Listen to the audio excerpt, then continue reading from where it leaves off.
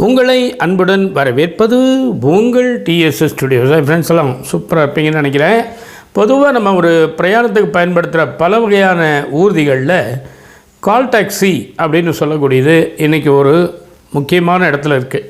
அந்த call taxi ஓட்டுறவங்க மேலே, அந்த ஓட்டுநர் மேலே, அந்த டிரைவர் மேலே உங்களுக்கு முழு நம்பிக்கை இருக்கா?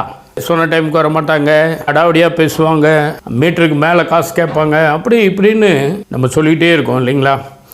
ஆனால் ஒரு விஷயத்தை மறந்துடுறீங்க.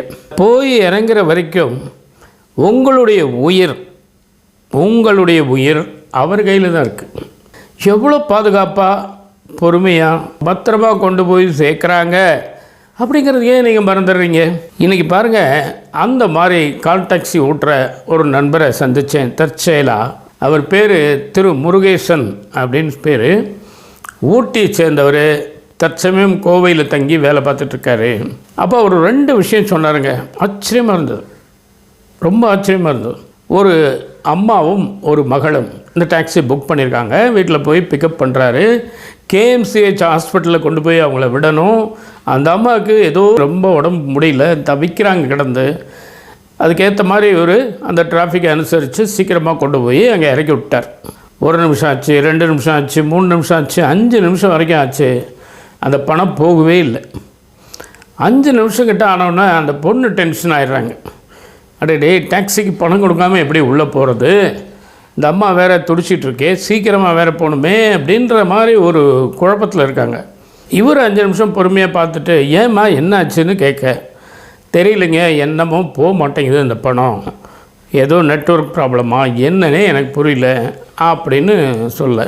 இப்போ இதனால் என்ன கெட்டு போச்சுன்னு நீங்கள் நினைக்கிறீங்க? ஒரு சின்ன துண்டு பேப்பர் எடுக்கிறாரு, தன்னுடைய ஃபோன் நம்பரை எழுதி கொடுக்குறாரு பேரோட. இதை நீங்கள் வச்சுக்கோங்கங்கிறாரு.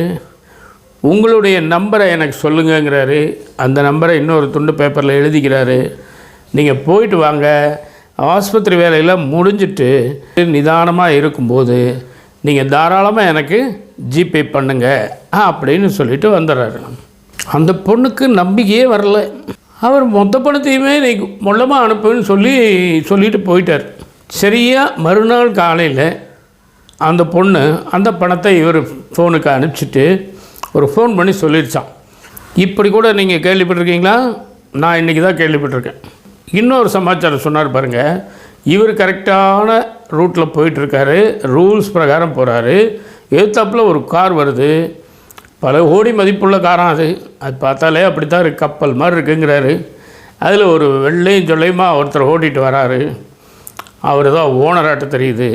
அவர் இப்படி வர மாதிரி வந்து திருப்பி இடிக்கிற மாதிரி வந்து நிறுத்திட்டு இவர் அதிகாரமாக கூப்பிட்ருக்கார். யார்? அந்த கார்காரர். யோ வாயாங்க அப்படின்னு இருக்கார்.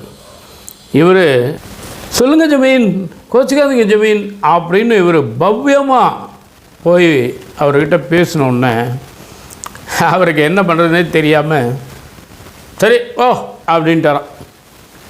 பார்த்தீங்களா?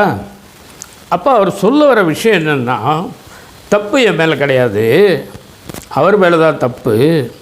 அந்த இடத்துல நான் ஆர்கியூ பண்ண முடியும், என்னால் நான் தான் கரெக்டுன்னு ப்ரூவ் பண்ண முடியும். இன்னும் கூட சிசிடிவி கேமரா எல்லாம் இருக்குது, ரோட்டில் எல்லா எவிடன்ஸும் இருக்குது. ஆனால் ஏழை சொல் அம்பலம் ஏறுமா? அதைத்தான் அவர் சொல்கிறார். என்ன தான் பஞ்சாயத்துன்னு வச்சு கோர்ட்டு வரைக்கும் போனாலும் அவருடைய பணபலம், அவருடைய தகுதி, அவருடைய அதிகாரம், இன்னும் அவர் யாருன்னு நமக்கு தெரியாது. மினிஸ்டருக்கு சொந்தக்காரராக கூட இருக்கலாம், எப்படியோ ஒன்று. ஆக மொத்தம் நாம் தோக்கிறது உறுதியாயிடும். அதனால் இவர் என்ன பண்ணுறாரு, இந்த இடத்துல இந்த பிரச்சனையை ஒரு 5 நிமிஷத்துக்குள்ளே முடித்து வச்சா மட்டும்தான் இந்த நாள் பூரா நம்ம நிம்மதியாக வண்டி ஓட்ட முடியும், வேலை செய்ய முடியும். பொதுவாக சொன்னார், ரோட்டில் போனால் கூடுமான வரைக்கும் வாய் பேசாமல் இருக்கிறது நல்லது. நான்லாம் பழைய டிரைவர், ரூல்ஸ் பிரகாரம் ஓட்டுவேன். ஆனால் இன்றைக்கி அப்படி எல்லோரும் ஓட்ட மாட்டேங்கிறாங்க. அதனால் நம்ம ஜாஸ்தி பேசாமல், ஐயா வணக்கங்க, சரிங்க, நல்லதுங்க அப்படின்ட்டு போயிடணும். இதுதான் இன்றைக்கி விஷயம். இந்த இடத்துல அவருக்கு ஒரு அருமையான பாராட்டை நம்ம தெரிவிச்சுக்கிறோம். நிச்சயமாக இந்த விஷயம் உங்களுக்கு பிடிச்சிருக்கோன்னு நினைக்கிறேன். உங்கள் மேலான கருத்துக்களை சொல்லுங்கள். மீண்டும் அடுத்த எபிசோடில் சந்திப்போமா? அதுவரை உங்களிடம் விடைபெறுவது உங்கள் அன்பன் டி. சண்முக சுந்தரம், போத்தனூர், கோயமுத்தூர். நன்றி, வணக்கம்.